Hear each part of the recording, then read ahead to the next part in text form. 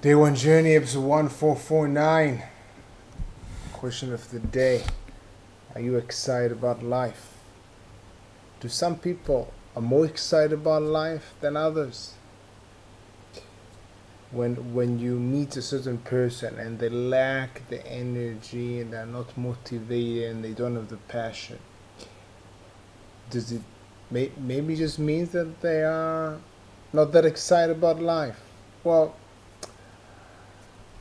I think being excited about life is a result of so many different things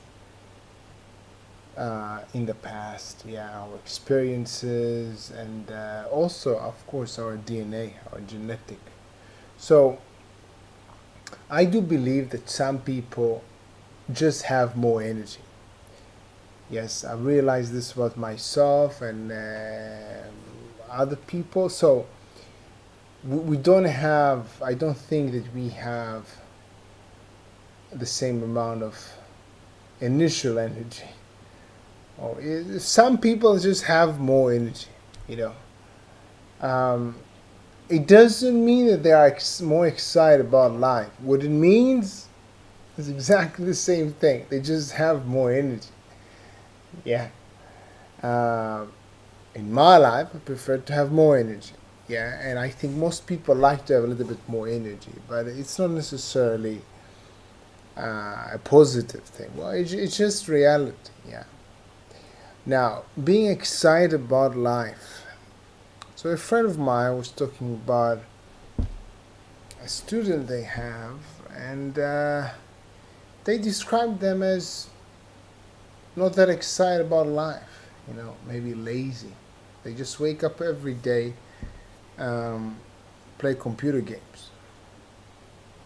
Which, by the way, in my opinion, is sort of much more active than just, for example, watching TV. Which is 100, for me, it's like 100% passive. But what does it mean? It means, okay, so they're less excited about life. Maybe they won't be that excited even answering the question if they are excited about life. Maybe they didn't find their sort of passion, something they're passionate about. Well, worthwhile things take time, energy, and effort, meaning they're not comfortable. So, one thing, finding something that you're excited about. Well, to get actually excited about something, you need to put some effort in, you know, because then you'll have this sense of fulfillment and momentum, and you know, this is. But you need to put in the energy. Now, if you have the habit of playing computer games every day, well,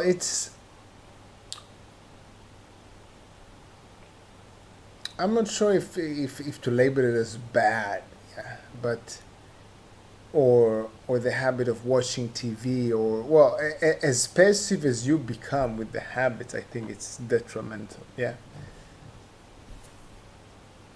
But I think we just sometimes just get used to the easy and comfortable life. When we get to the easy and comfortable life, we develop the habit that once it's a bit hard, we go for the shortcut, you know? So a computer game can actually be challenging, yeah, computer game. But when you play a computer game, you can pause it, you can rewind, you can do some cheats, you know, cheat codes and stuff, you know, this, so you can buy the points. Yeah, if you didn't score the points, now you can buy the points, especially with the online games. There's a way out, you know, in computer games. You can easily escape to do other things. Now, if you actually go to train about skills that you're actually excited about, and I think, yeah, everybody's excited about something, yeah. So they play computer games. It's about what? I don't know. There's something in the computer game, right, that they like. Maybe, so I take the example of dancing, yeah. So let's say there's children that are excited about dancing. So they can watch TV and series about dancers. maybe they can sort of play computer game, something related to it. They can maybe learn at home, and they can also learn in a group. Now, when you go to the group and learn, there are no escape routes. You're there in the class. You cannot pause it in the middle. And this is sort of life, at least as I see it. Some situations, you actually need to deal with them. Face to face, for example, the child can say, I don't know, so they play computer games, and then they don't want to do this, so they can pause it, they can go and eat. But when they go to school and their best friend did something that they didn't like, and they need to respond right now to them, this is, for me, it's day to day, this is a real life situation, This is the kind of situations I want to prepare my children to. So they are there in front of the best friend, and they did something wrong, or they're not happy about something, and they need to respond. And they need to respond right now. There's no pause button there. This is real life. Now, if we have and develop this habit of whenever it is a bit uncomfortable, we try to escape, we try to find the hack instead of dealing with it, well, we'll just escape the hard things. And the hard things are actually exciting. Because what's exciting, there's some resistance and a challenge. Nothing can be exciting without some kind of a challenge, If it's so easy, how can it be exciting? It can be soothing, it can be comfortable, it can be pleasurable, but exciting, there needs to be something about it, But it requires energy and effort, and developing the habit of, we think about the screens all the time, like screen time. It's not necessarily the screen time, it's what you do with it. You can film yourself with videos, you can dance and use it to communicate with people. It's not just screen time.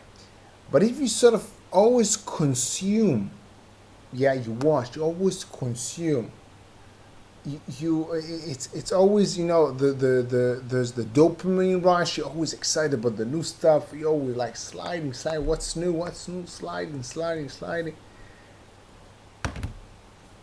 If you do that for a while, sort of trying to, I think it makes you weak, and you lose energy, and you lose the motivation to challenge yourself. Because why? Everything is so, in front of you. Sort of, because some things you can't buy.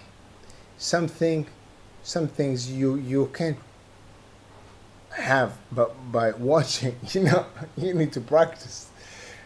Nobody will do that. No matter how many videos you'll see about push-ups, you need to do the push-ups. You need to dance. You need to practice. You need to practice learning a new language. It's only you. I don't think that people are born not that excited. They need to figure out what excites them. That takes a while, and effort, and energy. If you have more energy, I see that as an advantage. We do have different levels of energy, but the habits that we develop consciously or not consciously throughout our lives, I think have a big impact on our willingness to put ourselves in situations that we can actually figure out what excites us, and then also put energy behind these things and live an active life rather than a passive life. I think today I was listening to something, I'll add with some kind of a quote, Don't let your distractions steal your life. Yeah. Have an amazing day, day one. See you tomorrow.